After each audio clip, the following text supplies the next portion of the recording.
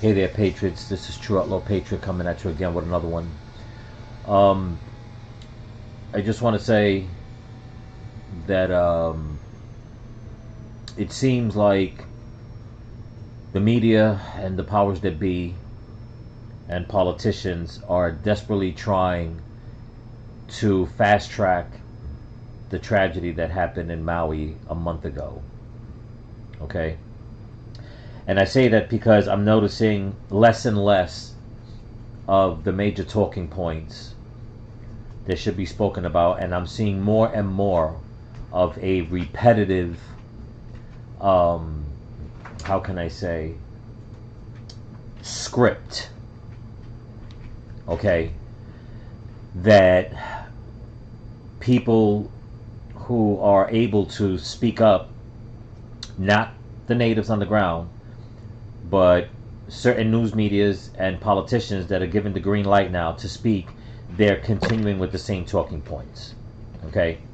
And the talking points that they're bringing up are totally contradicting what the natives are saying, okay, in Maui. And actually, they're contradicting themselves also. So when that happens, people need to understand that the reason why they're basically tripping over their own words, okay, it's because they're trying to hide a lie with a lie with a lie. And everybody knows that from beginning to end, that's all it's going to end up being is a lie. Okay? I have a video clip here. I'm not going to play the whole thing. It's about 16 and a half minutes long. I'm going to play the first 8 minutes, so I want everybody to stick with me, because right after this, there is another video, and something I need to read where you viewers can understand what I'm talking about. And I'm sure that a lot of people have been watching a lot of content on YouTube, a lot of content creators, and they're obviously making up their own minds. You guys are making up your own minds, and the consensus is saying that nobody is believing the farce that's being pushed. Okay? So before I start, I just want to thank my new subscribers and everybody watching my content. Please comment, like, share, subscribe to the channel. Okay, I'm trying to build up my base. I'm trying to put the word out, not just for this situation in particular, but to spread awareness and be a voice for the people amongst many, many others that are doing it. So with that being said, this video is by Schatz, I guess his name is. He's a senator from Hawaii. I want you to pay close attention to what he says.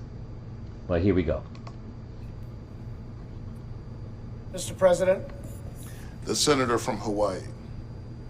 Mr. President, last month, on August 8th, people on Maui experienced one of the worst days of their lives. What started as a bright, sunny, windy summer day turned into a long, hellish nightmare as wildfires burned down the town of Lahaina. There was little sign of the tragedy to come. People showed up to work as usual. Children enjoyed their summer vacation. Tourists strolled down Front Street. Snorkeling charters set out for the day. Surfers hit the waves. And all of that changed in an instant. By now, people around the world have seen the photos and the video from that horrific day. But the devastation up close on the ground is even more chilling. It's unlike anything I've ever seen. Whole neighborhoods leveled. Piles of ash and debris sit where homes once stood.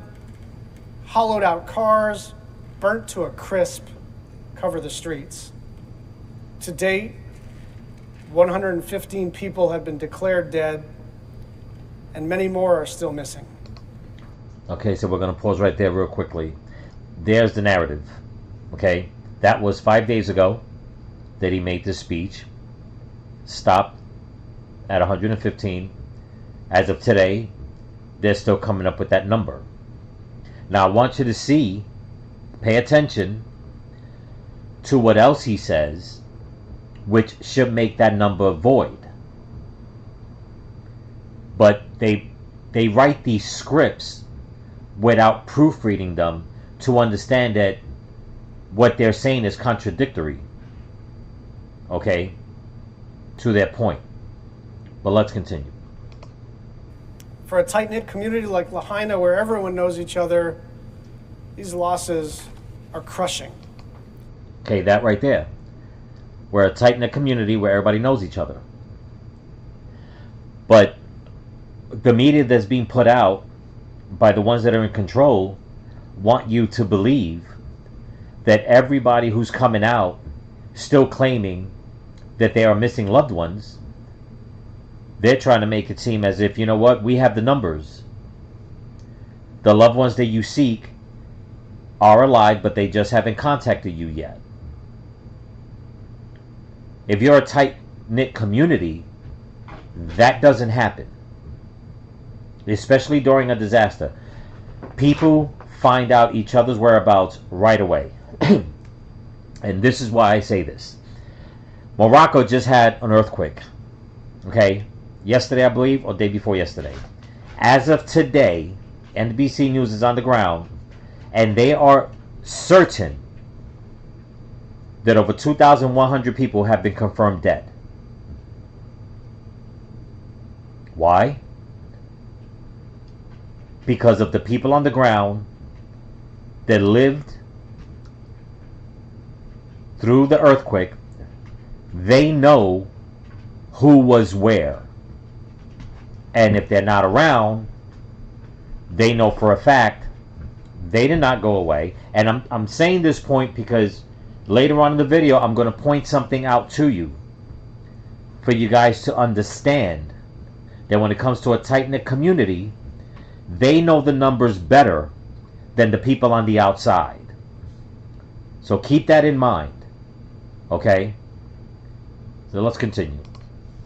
They were mothers and fathers, aunties and uncles, friends and neighbors, kids as young as 7, and seniors who couldn't escape in time. We mourn every one of them and the lives they lived and would have gone on to live. Even for those who were lucky enough to survive, their lives will never be the same again. They're grieving the loss of their family and their friends and confronting the loss of their homes and their livelihoods. They're wondering where their kids will go to school and how they'll get health care. Okay, that right there, they're wondering where the whereabouts of their loved ones and friends. That's because they know they're missing. They know that they weren't all off the island, anything like that. They know that they were in the vicinity, which means that if they're missing, that means that they probably, hopefully, all got away to safety. But if they're a tight-knit community, word will get around. If it hasn't gotten around in a month, that means that the possible explanation is that they're dead. Okay? And right now, he's saying that what the people are worried about is where their kids will go to school and how are they going to get health care.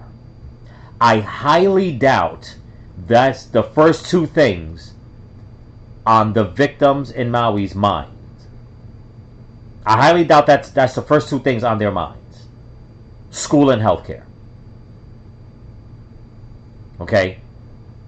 So let's just knock healthcare out of the park. It's void. It doesn't exist. You hit that home run, it's gone. That's not going to work. You never get that ball back. So forget it.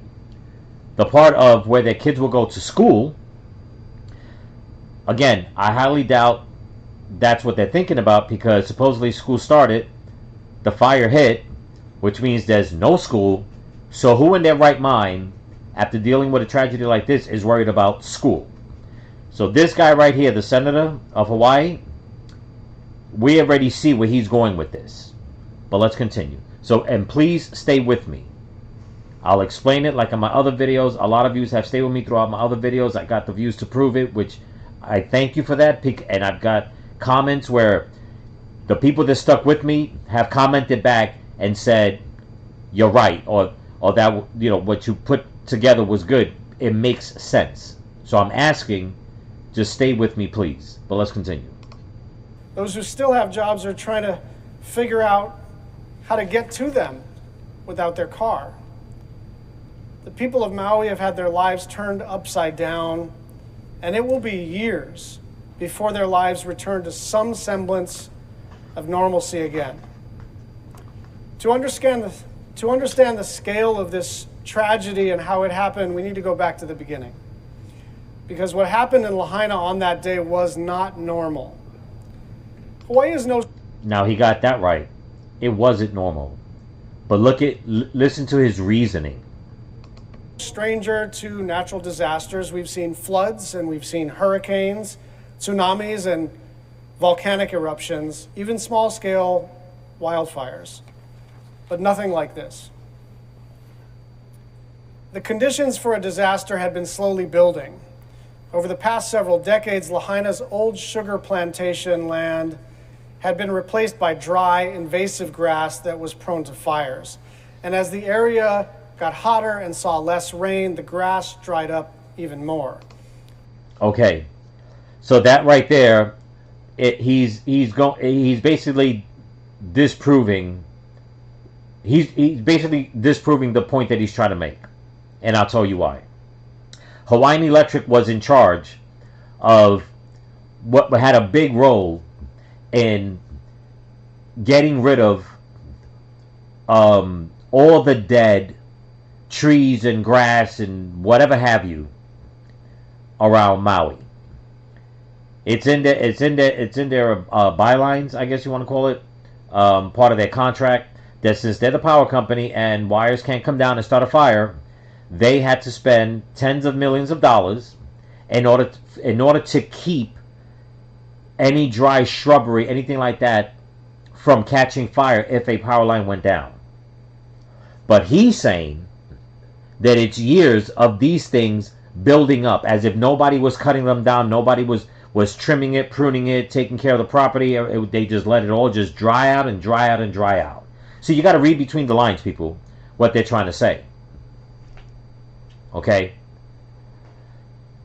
They're trying to make people believe something that they're trying to explain, but the truth of the matter is they're not doing all their homework.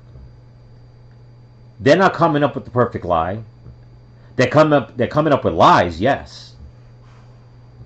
But it's just so asinine on its face that they're leaving out the key parts that people already know to come out and say, well, wait a minute, that makes no sense.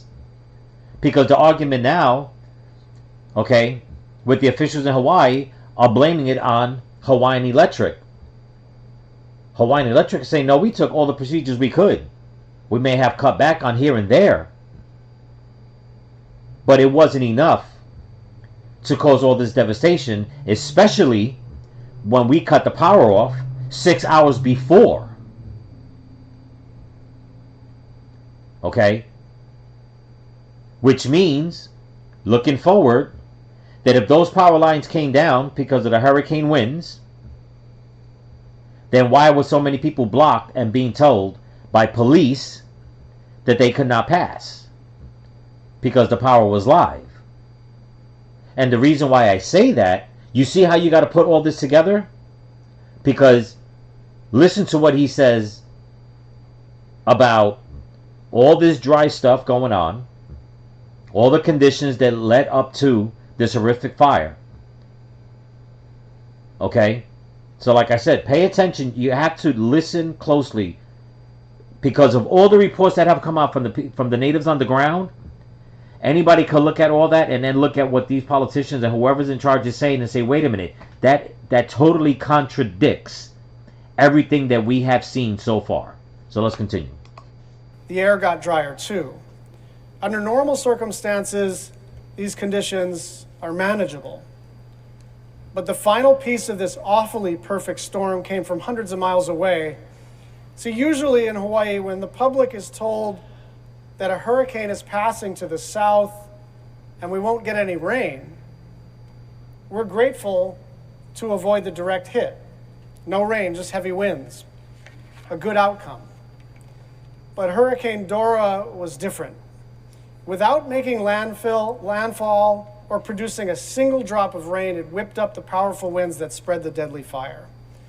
Flames barreled down the hillside and crossed the highway and plowed into town, fueled by 70-mile-an-hour winds. Okay, that right there is a lie. If you look at one of my other videos of two guys driving in their truck, they are recording everything on the highway. It's about 1 o'clock, and there's no fire to the left of them, a very small patch of fire, but which is in the distance. So let's say if you're driving in your car, right? Let's just say to your left, if you point your hand out, you point your first finger out. Let's say right at the tip of your finger. I'm just trying to use an analogy like as far as distance. That's where that little brush fire is at. Now, if you take your right hand, okay, and you put it on your dashboard, okay, look to your right, right there, out of nowhere, a fire starts where one of the drivers says, that fire just jumped over. But there's cars in front of him, there is a fire truck, there are no trees, there is a concrete barrier on the left side. You do not see any fire jump over. That fire on the right just starts. Okay? But this man is saying that the fire barreled across the highway going down, when there is countless video of people driving on that stretch of the highway and it is not covered with fire. All the fire is to the right, further down towards Lahaina. But they're saying that all the fires came up from their left side up in the mountains. Okay? So stay with me. I know the video might be a little long. Stay with me, people. Pay attention. Because this is how they've been trying to spin this like this from the beginning. And there is a lot more. So please pay attention. Here we go. With that kind of force, the fires only needed an hour or two to decimate Lahaina town.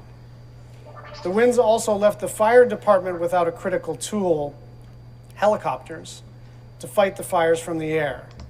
Okay, now that in itself is a lie also. Because the mainstream media showed helicopters dropping water, okay, scooping on water. They just couldn't get it fast enough. He's saying, okay, something different. So they're out there supposedly scooping up water, trying to drop it on the fire. Okay? The firefighters, and by a lot of the firefighters on a mission, and homeowners that were using garden hoses, okay, the water was cut off. And we already know what happened with the man that was in charge of the water. He admitted to cutting off the water. So why is this politician, this representative of Hawaii, making it seem as if they had endless amount of water to fight this, but they couldn't fight it because the fire was too great? Do you see that? Did you catch that? Okay, let's continue. And so all they had were the standard fire trucks and water hoses, but this was a whole town on fire, not a block, not a home. That wasn't going to cut it. The fire spewed ash and embers and... You see how he did that? I'm sorry to cut it. There's so many little details here that everybody needs to understand. He said the firefighters had water and all that, and then he jumps right, but that was just too much to cut it. The fire spewed ash and embers. He said nothing about the water supply being cut off when it's already been proven. And the reason why it was cut off was because the person that was in charge of the waterworks, okay, his argument, his excuse and argument was all in the name of equity. His own words, saying that the water was sacred. That's why he cut off the water. Okay? It's sickening the way these people are coming out here. And the very first time they are out in Congress, since this whole thing happened, number one, it's not a full house with every congressional person there. That's number one. Number two, he is leaving out so much information that it's all so far a lie. So let's continue. In every direction, the afternoon skies darkened until they were pitch black. The air was heavy with thick smoke. Cars exploded. Power lines fell. Engine blocks melted. And homes were ripped apart. People were not prepared for this because no one watching a fire a mile and a half away from their home thinks it's going to reach their streets. And worse, that it could happen in 10 or 15 minutes. For those of us who weren't there in that hour of panic and chaos, it is hard to fully understand the kind of split-second decision that people were forced to make. Okay, did you catch that? He said, I'm sure everything else he just said, you guys already know that it's bull. He said, for those of us who weren't there. So that proves that he wasn't there. The mayor already said he wasn't there. The governor wasn't there. The fire chief left. Okay? But yet they want to give a narrative as if they were there, but he's admitting they weren't there. But you're not going to believe what the people on the ground saw and what they're saying. He wants you to believe the narrative that they're putting together. Let's continue. They grabbed their kids, their pets, whatever they could physically carry, and took off. It was the last time they saw their homes. In a race against the fires, some of them jumped in their cars to get out of town, but the one road out of Lahaina was blocked because of down power lines. There you go. That's a lie. Even on some of my videos, okay, I got footage during and after. Footage that the powers that be could not suppress from all the cell phones and all the drones that were flying over. And you'll see on Front Street where the cars had stopped, which means that that's where they were told to stop by eyewitnesses, by the police. And if you look further up, I showed the video in detail. There are no power lines down. And then the power lines that are down are not across the road. If you're in your vehicle, they're on the right side of the road, which means that people could have kept escaping on the left side of the road. But here he comes saying that the streets were blocked because of down power lines. There is video of a guy moving power lines where other people are scared, but he's moving them. Why? Number one, he's scared. He grabs a tree branch and moves it. The thing about it is, the power lines are not popping. They're not jumping. Why? Because Hawaiian Electric said that they cut off the power 6 hours earlier because of the high winds. Do you see how they... Now he's in front of Congress. Good for him. But he's lying. Going with the narrative that he wants people to think, I'm doing my part, but this is the official story. Let's continue. So hundreds of cars piled up, bumper to bumper. Sorry to cut it again. He said hundreds of cars piled up. Okay, keep that piece in mind. Let's go. On the streets with nowhere to go. With nowhere to Many go. people abandoned their cars to escape on foot. Others didn't make it. He said many people left their cars to escape on foot. Others didn't make it. Nowhere in any video do you see hundreds of people running up Front Street. No video does it show hundreds of people coming out their vehicles. He said there's hundreds of vehicles. It's safe to say there's at least 2 people in every vehicle. So if there's 100 vehicles, that's 200 people. If it's 3 people, that's 300 people. That's a lot of people to miss. Especially on video. Which a lot of people were recording. They were being told that they could not move their vehicles. What the official report on the ground of the natives was saying, that people were still in their cars trying to drive away while others were getting out and jumping over the seawall.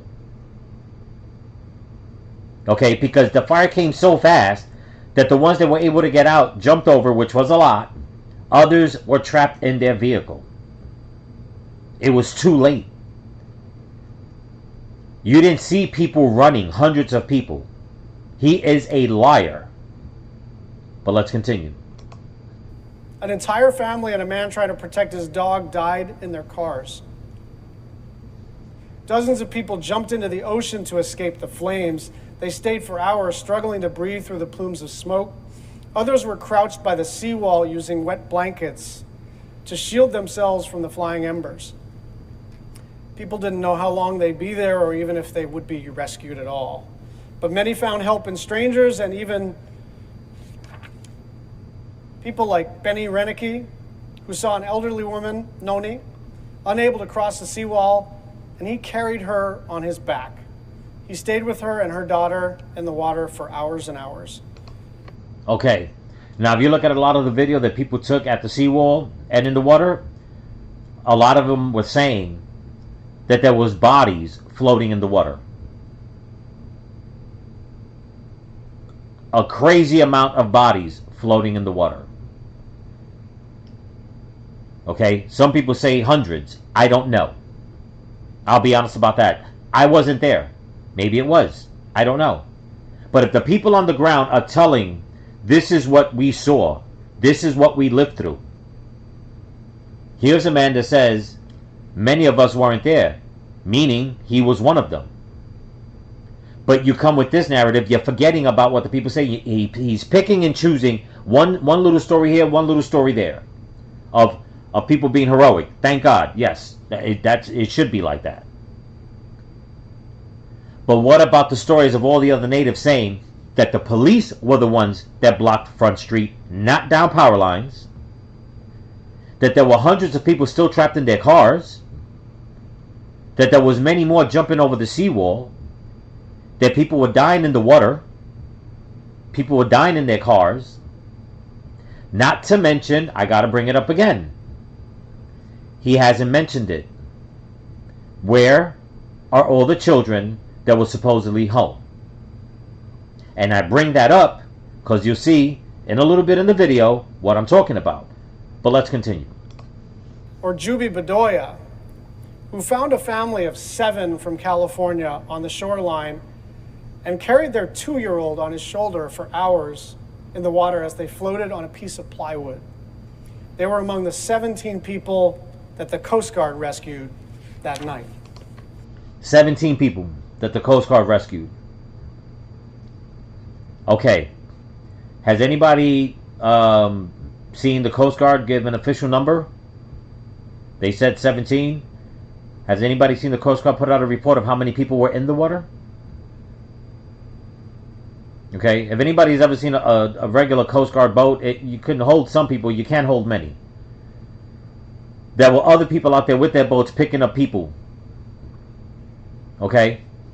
Or was it that out of all the people that were out there, they were only able to rescue a few because the rest of them were sadly deceased floating in the water?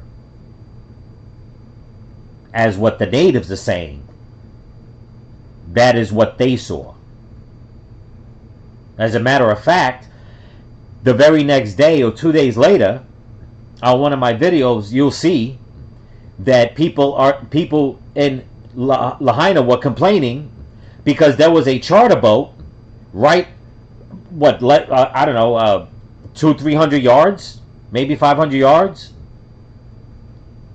okay, off the shore, with a whole given what was it, scuba diving lessons or something like that, and they were complaining like, you know, like trying to tell them, don't you understand that there's bodies here? We're still trying, you know, they basically made the man feel ashamed that he got everybody back on the boat and had to go. And it's like, dude, haven't you heard? Why would you bring everybody, you know, so many tourists to a spot where bodies are floating in the water? So let's continue some more.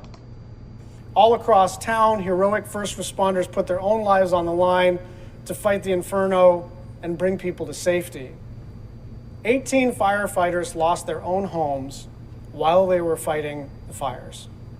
And in the weeks since, they have worked around the clock to contain fires across Maui. That right there is a bold-faced lie. He's saying that the firefighters, okay, were fighting these fires. How can they have been fighting the fires if the water was turned off? What were they using? There wasn't enough dirt for them, like the firefighters in California or Colorado, you know, when they have these massive forest fires where they start shoveling dirt. So how were the firefighters fighting these fires if there was no water? If the waterworks, the water system was off. Now, I'm not saying that some of them didn't have some water in their trucks. I get it. But out of all the video that everybody has put out, has anybody really put out some hardcore evidence, like a montage of all these firefighters that he's talking about? Because I haven't seen it. And me and many other content creators have been putting out, if not one, between 1 and 3 videos every day of different content. And I have not seen not one montage of firefighters fighting this Maui fire. Another bold-faced lie. Let's continue. We can't thank them enough. But even a thank you from me or anyone else feels inadequate.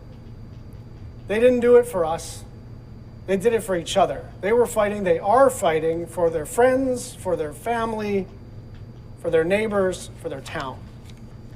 Rescue teams have worked day and night to search for remains and identify victims using DNA evidence. It's a painstaking process. For friends and family, it's an agonizing wait to hear anything, about what happened to their loved ones and where they might be. Lahaina was known as a historic... Okay, now cut it there because he's going to get into like a history lesson or something like that. But now he's saying, now this was 5 days ago, he's saying that, you know, people are still waiting for their loved ones, waiting to hear things and trying to find out information. But earlier on, he said it is a tight-knit community. The one thing I keep trying to tell everybody, Hawaii is not like, if you live on Hawaii, okay, let's just say Hawaii is California. Okay, something like this devastating happens in California, people will get displaced. They'll leave California, they could go further up into Washington State. They can go into Mexico if they needed to. They can go into Texas. They can go into Arizona. You see, they can keep moving on and on and on. And then you'll find each other. You'll lose each other. Okay? Hawaii is not like that. Okay? Hawaii is islands. If they weren't letting anybody on the roads because they were blocking the roads and they're saying that it was the power lines that kept everybody from escaping, or a giant portion of people from escaping, where could they have gone? They didn't fly out of there. They didn't helicopter out of there. They didn't jump in the water and surfboard out of there. No pun intended. Forgive me if I offend anybody. But you see what I'm saying? It's not... And then he's saying that many people had no time to escape. They grabbed what they could. But just because they grabbed what they could doesn't mean they escaped. So everything he said right now is contradictory and it's a lie. Plain and simple. Okay? And he did not mention of all the children that were sent home from school, supposedly, that perished. Now I bring that up. I'm going to show you something else. It'll take a few more minutes before I end the video, because this is the information that needs to be put out. So I hope you guys are still with me. And let's continue.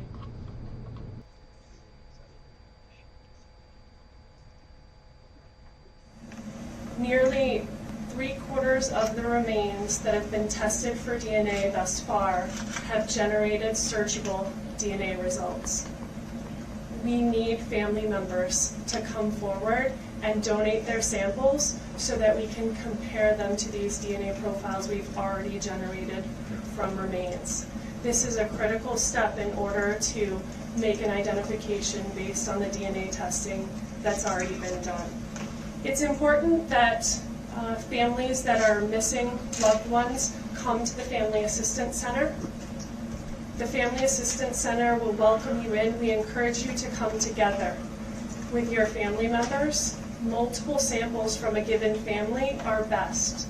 So we'd like multiple people from the same family to come forward and give their samples. All of this testing is happening right here in Maui, and the samples that are donated at the Family Assistance Center are not being entered into any sort of government-run databases that are used for any other purposes. Okay. Now, why would she say something like that? What's the controversy behind that? See, I'm not from Hawaii. But I found that to be very strange why she would make that comment. As if the people in Hawaii, for whatever reason, okay, and I'm sure if somebody explained it to me, I would probably understand some more, why they would be afraid to give out a DNA test.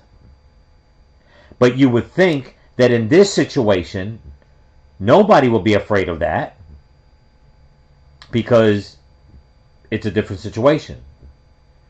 Now you heard what I was playing, what that gentleman was saying. I'll call him a gentleman because I'm trying to clean things up.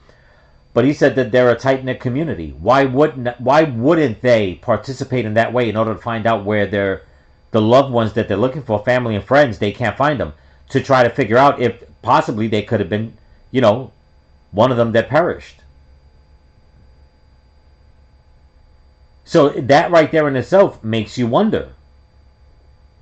Why would she say something like that? Okay? So let's continue. The samples are only being used for the sole purpose of comparison to this disaster and the remains that are recovered from this disaster. We're going to Sorry. do our darndest to get it right and make every effort to do that. 2,000 people on 9/11 were not recovered. We don't have that type of devastation with the towers like we saw there, but we have an entire town that's destroyed. Okay. Now everything that comes out this man's mouth, I'm pretty sure that everybody is just fed up with it. So here's the deal. I am from New York. I was down in Manhattan on 9/11, and it was devastating, to say the least. Okay? Yes, he said that 2,000 people weren't found. But every single body was accounted for. In Manhattan, at the Pentagon, on that plane that fell down in Pennsylvania, that crashed in Pennsylvania, every single person was supposedly accounted for. Okay? In Morocco, like I just said, they had a major earthquake yesterday, I believe, or 2 days ago. They've already said that they already know that over 2,125 people have perished, and they know that number's growing. And if you look at the video, this is all it all happened at night. Why? Because everybody knew where everybody was. In Maui, there was supposed to be kids in school. They were sent home or told to stay home. Their parents went to work. Everybody knows each other. Everybody knows where everybody should have been. At least 90% of the people there that day knew exactly where their loved ones could have been. But they're still having a hard time finding them? And the reason why I bring that up is because of the number that they stick with. And I'm going to read from the article here, and then I'll end the video. Okay, I know it's been long, but stay with me, people. My subscribers, you guys have been very kind to my long videos. But here we go. Now, the official report is, as of today, that only 115 people, okay, have perished. That the body count has gone down to 66 as far as, the people that were missing. It started at 3,000, whatever it was, down to 2,000, 1,000, 800, 300, now they're down to 66. But here's the thing. If you look at the title to this, it says, not one child should be unaccounted for after Maui wildfire. School enrollment suffers. This was September 9th. Okay? It says, on a recent night on the Hawaiian island of Oahu, Superintendent Keith Hayashi and several board members invited the community to a meeting that was supposed to be about plans to reopen several Maui public schools that were damaged during wildfires in the historic coastal town of Lahaina. But the gathering devolved into an emotional and impassioned scene. Several Maui community members called on the school board to speed up the search for hundreds of students who haven't enrolled since. The fires killed at least 115 people, there we go again, with the same number, and leveled more than 2,000 structures of acres of land on the island 1 month ago. Now, when you have community leaders, okay, community members, they're usually representing a group. So if you got 10 of them, they're probably representing 10 different groups. Okay, that's safe to say. How many people in the group? Who knows? Okay? It's almost been a month. All hands on deck. There's a lot of anxiety because students aren't being identified as safe or deceased. So what I don't understand is why? Why haven't all the calls been made? Said Susan Piccola Davis during public testimony. You need to put yourself in the shoes of those who lost their children.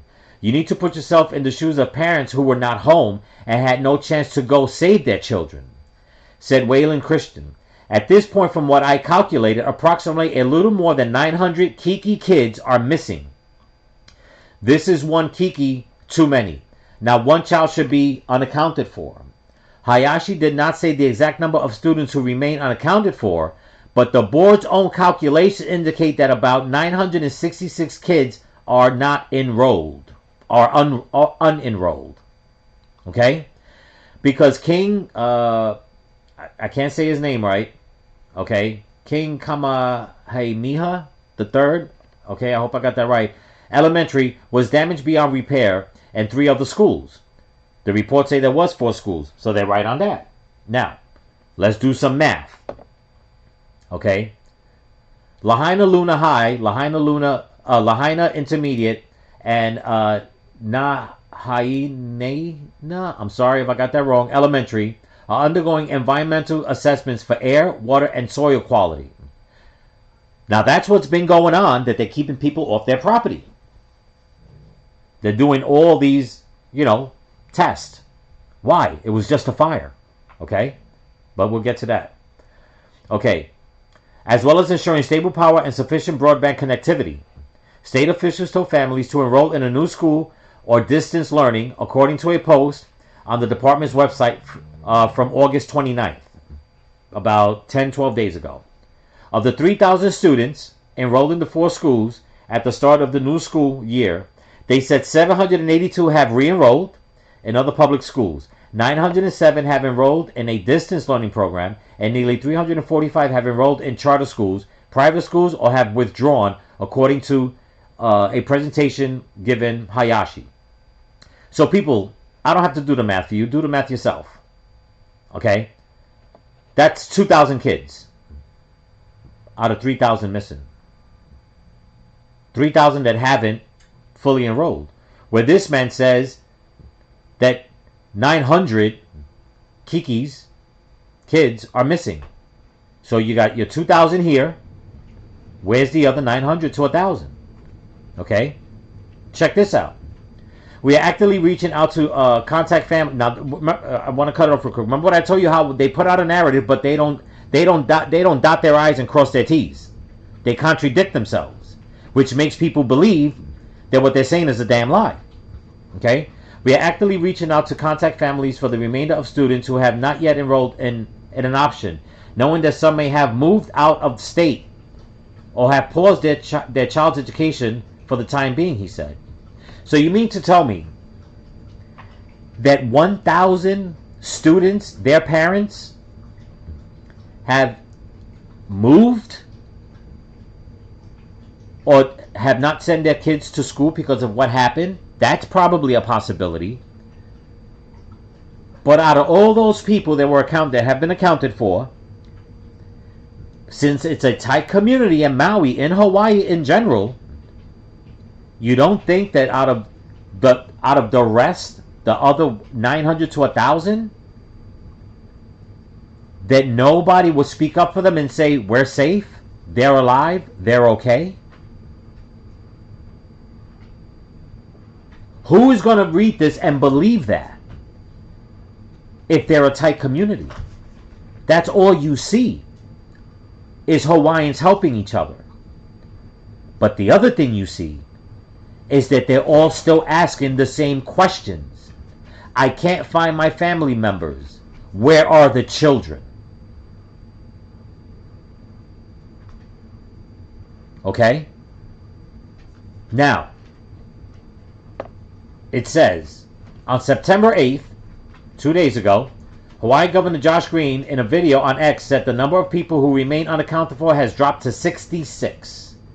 And there are 41 active investigations into those people unaccounted for after people filed missing persons reports. So if there's 41 active investigations, okay, that means that this number 66 is not real. You can't say that the list number is dropped down to 66 when there's still 41 active investigations going for people that are missing. So that number should be over 100. You see what I'm saying? How they put stuff together and they don't realize what the hell they're saying? Okay?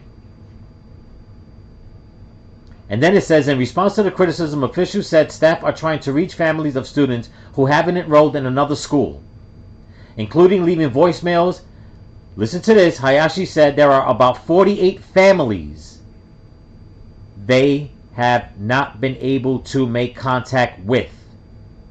Heidi Armstrong, the deputy superintendent of the Hawaii Board of Education, said as of September 6th, there are some families they haven't called yet. Kids have already missed a large portion of the school year. No kidding. The school semester started on August 7th, the day before the fire. According to the Hawaii State Department of Education at the meeting, officials said they hope to reopen the 3 damaged Lahaina schools following a full break that ends on October 13th. Check this out. Questions about kids' whereabouts are catching national attention. Several social media videos have surfaced and circulated detailing theories that unenrolled kids are deceased or have been kidnapped since the Department of Education released the information. In response, community members are demanding answers from trustees at the meeting, not only to find the kids, but to combat the falsities. Again, community members. See how public's minds can just start filling in the blanks without knowing facts before facts aren't available, said P. Cola Davis. Well, what do you expect when you got the police kicking you off your property, when they're telling you that you can't fly drones, when there's a media blackout, when nobody's giving answers, not the police chief, not the fire chief, not the governor, not the mayor, about the whereabouts of all the kids? They do not touch that topic. They have not touched that topic. They'll talk about everything else, but they do not talk about the kids that everybody keeps saying and pointing to were home alone. And if you look at all the videos, like I said before in my other videos, where you do see grown-ups in the street, some with children. But if all these kids were home alone, you mean to tell me that not one of them or a group of them decided to run out those houses? You should have seen kids by the hundreds in the streets, and you don't see that. Why? Teachers, students, and families in Maui are still reeling from the devastation the wildfires brought to their schools. They said at the meeting, adding that clearer answers about the kids who are missing could help provide some relief. It's hard to really quantify the gravity of the experience and the emergency of what happened in Lahaina, said Richard Caruso, the principal of Lahaina High School at the meeting. And the emotional toll on our staff and our students is going to be long term. Okay? And that's where it ends. But this right here, okay, where it says that there are about 48 families they have not been able to make contact with. That's an extra 48 kids if there's one child per family. If it's not, double that. Okay, that's 96 kids if they have 2 children.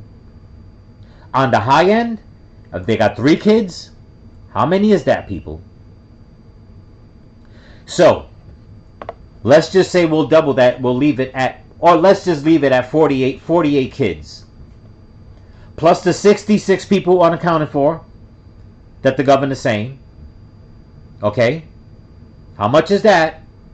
That's 112. Correct? Okay? Oh, my bad. I'm sorry. That is a 114. And then you got 41 active investigations into those people unaccounted for, after people filed missing persons reports. So my math's a little off. I'm sorry. I'm trying to do this quick. So right here in itself is 107. Just those two right there. And then we'll add another 48. That's over 150 kids more. Just the kids alone. And that's on the very, very, very low end. And people say, well, you don't know about the 66 that are missing. Right. But did you see in any of the reports of all the people that they said, and this is why you have to go back and pay attention, of all the people that they said that they're finding people and people are being, notified and all that, and they're coming forth, has anybody heard one time to at least put a little bit of medicine on this open wound? Has anybody heard them say that a lot of the people that they have accounted for are alive and their children? I'm True Outlaw Patriot. I know the video is long, but please, I hope you watch it, pass it along, subscribe, give it a thumbs up. Let's keep this going. This is not what they're saying it is. And I'm telling you, I said it in a couple of my last videos. It'll be every day they'll talk about it, the mainstream media. Then every 2 days. Then every 3 days. Then once a week. Until this is gone. They're trying to phase it out. Don't let them phase it out. Children are missing. People are still missing. By the hundreds. By the hundreds, people. So remember, stay vigilant, keep praying, and keep praying for each other. Peace.